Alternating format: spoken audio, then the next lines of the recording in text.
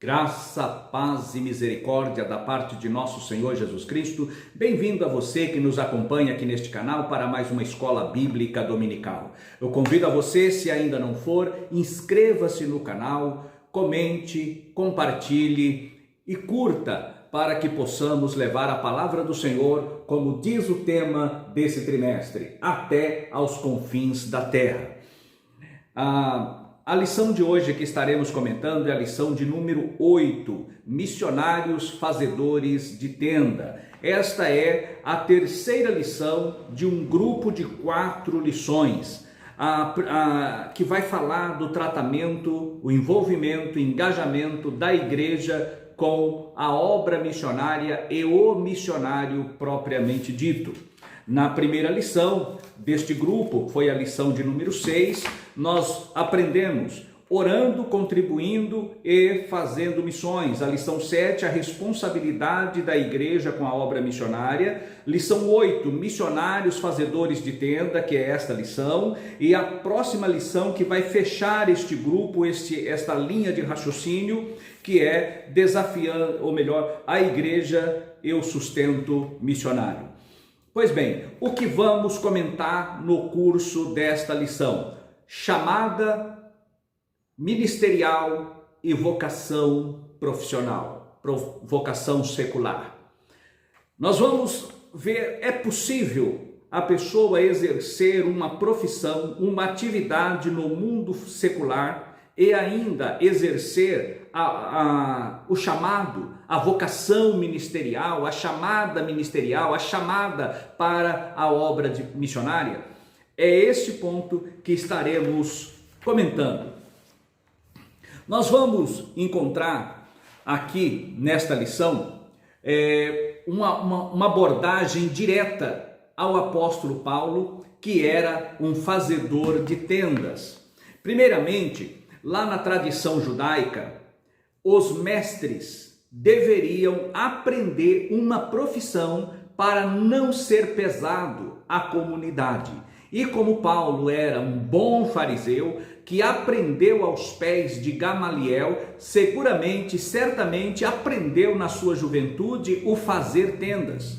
E aqui, quando nós vemos essa expressão fazer tendas, é um tipo de trabalho que era feito com pele de cabras, com pele de ovelha, com pele de animais. E Paulo era um trabalhador, tinha por ofício fazer tendas. E a obra missionária, o pregar o evangelho, não limitou Paulo em exercer a sua profissão, que era fazer tendas. Quando nós falamos a respeito da chamada ministerial e a vida profissional, Paulo foi um exemplo. Que ele não quis ser pesado às igrejas. Ele não quis ser pesado a nenhuma comunidade aonde ele plantava a igreja, porque o evangelho não pode ficar preso ou vinculado a questões materiais. Não pode. O evangelho de Jesus Cristo é livre e poderoso e soberano, e ele não pode ter alguma coisa que o prenda a este mundo, que o comprometa com este mundo em questões materiais. Quando nós falamos esta questão, nós não podemos, por exemplo, construir um templo hoje com base no financiamento público. Não podemos hoje fazer algo na nossa congregação, no nosso templo, dependendo do poder público. Quando você recebe algo do poder público, você se compromete com aquele agente que liberou determinada oferta. A igreja de Cristo é uma igreja livre, é uma igreja soberana. E o Senhor Jesus, ele faz a sua obra, ele realiza a sua obra através dos membros, através dos crentes, aqueles que compõem o corpo de Cristo. Esses são os cooperadores e os financiadores da obra de Deus.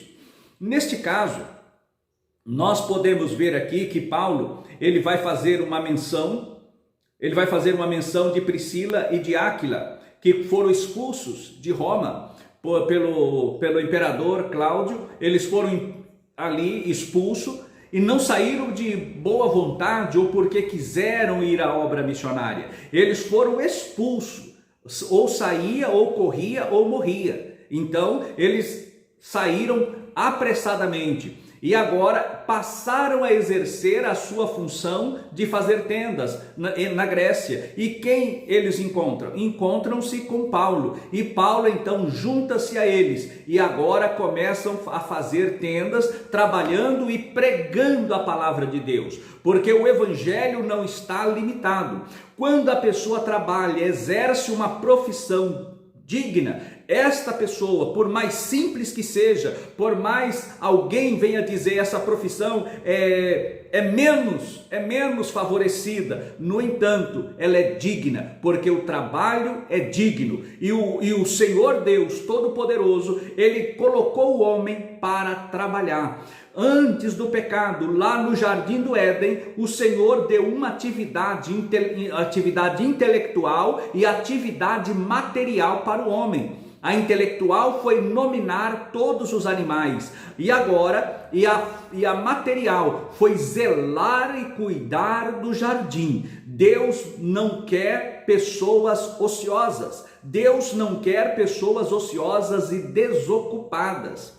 Agora, esta atual conjuntura que nós estamos vivendo, existe pessoas que procuram locupletar-se daquilo que não deveria. Começam a locupletar-se vivendo da fé dos outros e não do seu trabalho. A obra de Deus, ela é clara. Quando Paulo vai escrever aqui aos Coríntios, que foi um texto citado na lição anterior, capítulo 9, versículo 9 da primeira carta de Paulo aos Coríntios, porque na lei de Moisés está escrito: não matarás a boca ao boi que debulha o grão. Porventura, tem Deus cuidado de bois? E aqui Paulo faz a aplicação, que o objetivo desta palavra era fazer uma aplicação ao ministério, àqueles que vivem do ministério. Assim como Paulo ele vai dizer assim: aquele que vive do evangelho, que coma também do evangelho. A pessoa é chamada exclusiva. E o que nós queremos dizer? Existem chamadas exclusivas para o ministério. E existem chamadas que não são exclusivas para o ministério. A pessoa tem a chamada ministerial, a pessoa tem a vocação ministerial, mas ela também tem a sua vocação profissional. Então nada impede a pessoa de, na sua profissão, ela exercer aquilo que ela recebeu do Senhor e anunciar o evangelho de Jesus Cristo. Este que vos fala, eu tenho experiência pessoal nesta área. Nós, por bondade e misericórdia de Deus, nós temos vocação profissional como advogado. E uma certa feita, numa sala de audiências, que eu sempre coloco um versículo, um texto da palavra de Deus, eu sempre coloco nas minhas petições. Em todas as petições eu coloco um texto da palavra de Deus. E um certo juiz, ele questionou aquilo. Ele começou a questionar e no meio de uma audiência abriu-se uma discussão sobre aquilo. Sobre deveria, se não deveria, se poderia, se era, se não era. E ele questionou comigo. Juiz nenhum nunca mandou o doutor riscar esse texto, algum texto da Bíblia. Eu disse não. E ainda que mandasse, eu não riscaria. E ali aquela audiência parou, nós ficamos ali aproximadamente de 20 minutos, atrasou aquela audiência e nós falamos ali do evangelho e abriu a porta, eu falei de Jesus para aquele homem. O tempo passou, o que nós ganhamos? Não ganhei o inimigo, mas ganhei uma pessoa que passou a ter respeito quando ia tratar das causas que lhe eram levadas e que continha lá a minha assinatura. Foi para o tribunal, hoje é um desembargador, e aqui como desembargador, eu tenho o contato pessoal dele. Irmãos, o Senhor Jesus Cristo, quando você fala as coisas de Deus, na direção de Deus, ele abre porta onde você não imagina. E até aquele que parecia ser resistência, passa a não ser resistência, porque a palavra de Deus, ela é como o martelo que esmiuça a penha. Voltando para o texto aqui, o tópico 2 da nossa lição, vai dizer missionários fazedores de tenda. O traço que é falado aqui nesse texto, vai falar fazedores de tenda, força missionária no mundo e preparo dos fazedores de tenda. Nós temos, porque há pessoas que ela tem ofício, ela tem habilidades na área de elétrica, na área da construção civil, ela tem a habilidade na área da costura, na área da venda, ela tem várias áreas, N áreas, que a pessoa tem a sua habilidade profissional. E quando ela é chamada para o ministério, ela pode sim exercer essa atividade profissional que vai lhe dar supedâneo financeiro para que ela tenha liberdade, não seja ela dependente de ninguém, mas tenha liberdade para pregar o evangelho, para levar a palavra do Senhor Jesus aonde ela for enviada. Nós temos caso, porque o missionário, ele não pode ser um mendigo. Nós vamos tocar nesse ponto na próxima lição, porque há muitos missionários que eles são verdadeiros, eles praticam a mendicagem, porque a igreja que o envia, o povo que o envia, não lhe dá o devido respaldo, não lhe dá a devida proteção integral, como aprendemos na lição anterior, o sustento integral do missionário. Então, o missionário, às vezes ele acaba saindo com o pires na mão, pedindo aqui, pedindo ali, transformando o missionário num verdadeiro pedinte e mendigo. Não, irmãos, a igreja do Senhor Jesus não envia mendigos, mas envia pessoas que têm habilidades para fazer a obra de Deus. Vamos falar de Daniel Berg, vamos falar de Gunnar Winguri. Quando eles vieram para o Brasil, eles vieram por uma chamada de Deus. E qual era a função, o que fazia Daniel Berg? Daniel Berg era colportor, ele fazia colportagem. O que é isso? Ele vendia Bíblias, ele era vendedor de Bíblia, e ele chegava numa localidade, anunciava a palavra de Deus, e oferecia as Bíblias, lia o texto sagrado. Ele não tinha grandes habilidades na língua portuguesa, mas ele lia o texto, falava de Jesus, principalmente na leitura do texto, e ali as famílias aceitavam Jesus, comprava a sua Bíblia e ali ficava uma igreja plantada. Foi assim que as Assembleias de Deus no Brasil cresceu desta forma, através principalmente da colportagem, vendendo Bíblia e anunciando a palavra de Deus. Desta forma, nós podemos afirmar que o advogado, ele chamado para a obra de Deus, ele não precisa parar de advogar. Ele não precisa parar de exercer a sua profissão. O engenheiro não precisa deixar a engenharia. O médico não precisa deixar a medicina. O pedreiro não precisa deixar a construção. O eletricista não precisa deixar ali aquele trabalho que ele faz na parte elétrica.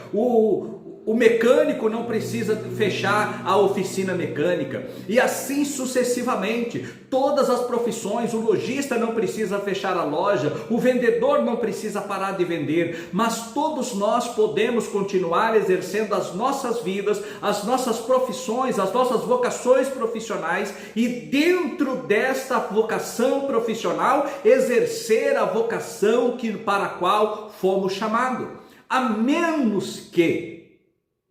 menos que o Senhor faça uma chamada específica. Uma chamada específica, ela então, quando Deus ele tem um propósito específico, aí sim a pessoa será obrigada necessariamente a deixar aquela atividade para dedicar-se exclusivamente na obra do Senhor. E eu quero tocar num ponto que é bastante sensível nós falarmos isso hoje em dia, mas o que nós estamos vendo, o crescimento, o envolvimento, o engajamento de ministros, da palavra de Deus no mundo político. A política em si, para fazer algo para a obra de Deus, é boa, é excelente, é necessário. Agora, o que nós estamos vendo, como aconteceu há 50 anos atrás, na década de 70, nós vimos ali o que aconteceu na questão do orçamento.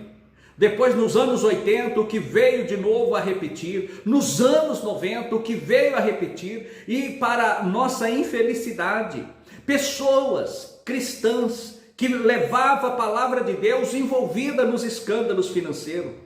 Então não é a questão da pessoa participar ou não, ser ou não de tal nicho, de segmento da sociedade. A questão é a moral sendo exposta. Nós temos que ser fazedores de tenda e não construtores de escândalos, pavimentadores do escândalo para escandalizar a obra de Deus. E quando falo isso, não é exclusivamente a classe política, mas em todas as áreas profissional, nós temos que ter a nossa responsabilidade. O caráter cristão há que sobressair, o caráter cristão há que prevalecer, para que o evangelho de Cristo não seja ele, como disse Paulo, de alguma forma censurado. Para que o evangelho não seja censurado, Paulo evitou receber salário, Paulo evitou receber donativos de algumas igrejas,